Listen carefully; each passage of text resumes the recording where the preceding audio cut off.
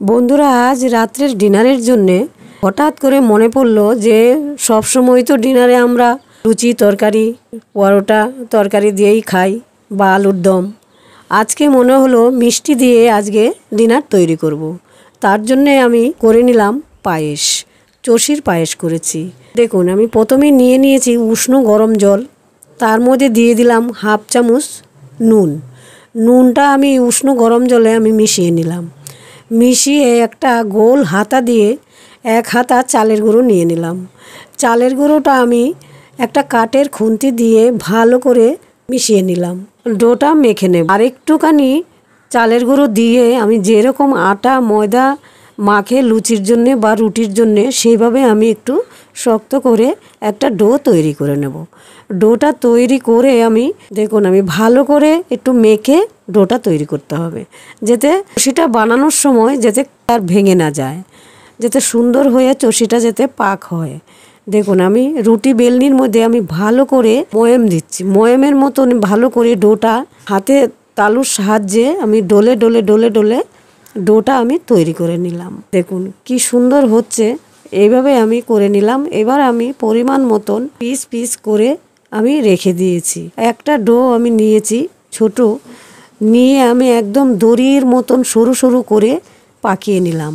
পাকিয়ে অল্প অল্প অল্প অল্প এক চিমটি করে নিয়ে হাতের তালুর সাহায্যে আমি চষিটা তৈরি করে নিলাম।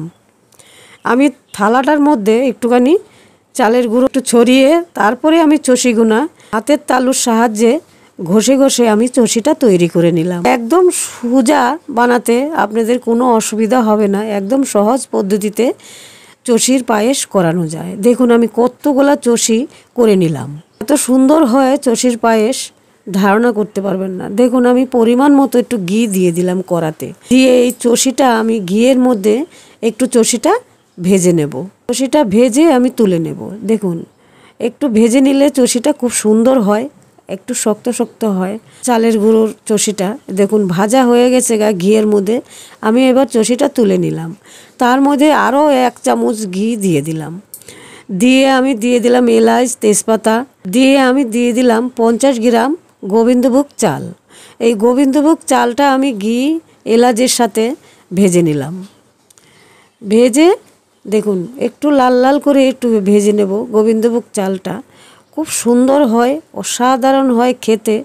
এর মধ্যে দেখুন আমি দুধ জাল দিয়ে রেখেছিলাম একদম গাঢ় করে, ওই দুধটা আমি দিয়ে দিলাম ওই চালের মধ্যে। দিয়ে আমি 10 মিনিটের মতন ফোটাতে দেব। 10 মিনিট পরে দেখব চালটা ফুটেছে কিনা। যখনই একটু দানা দানা থাকবে তখন আমি চষিটা দিয়ে দেব। দেখুন চাল ফুটে গেছে একদম, একটু দানা দানা থাকতেই আমার চষিটা দিতে হবে। দেখুন একটু দানা দানা রয়েছে, আমি হাতের সাহায্যে আমি একটুখানি টিপে দেখে নেব। দেখুন হয়ে গেছে, একটু দানা রয়েছে। আর পায়েসে একটু দানা দানা থাকলে খুবই ভালো লাগে। আমি এই চষিটা এই দুধের মধ্যে দিয়ে দিলাম। দিয়ে আমি সুন্দর করে দিয়ে একটু নাড়িয়ে আস্তে করে আলতোভাবে এবার দিয়ে দেব আমি খেজুরের গুড়।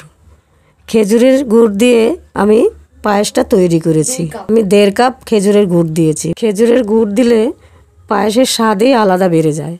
এইসব জিনিস টাটকা জিনিস এখন বেশি পাওয়া যায় না, সচরাচর পাওয়া যায়, দেখে আনতে হয়। খুব সুন্দর হয় আর টেস্ট হয় বিশাল সুন্দর খেতে।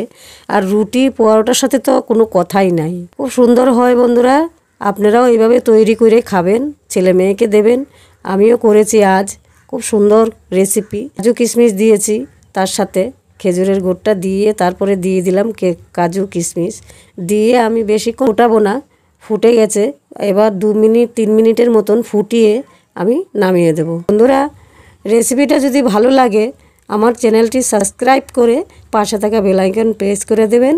আবার আসবো এই সুন্দর সুন্দর রেসিপি নিয়ে আপনাদের কাছে শেয়ার করার জন্য। আশা করছি আপনাদের খুবই ভালো লাগবে। আসছি বন্ধুরা, নমস্কার।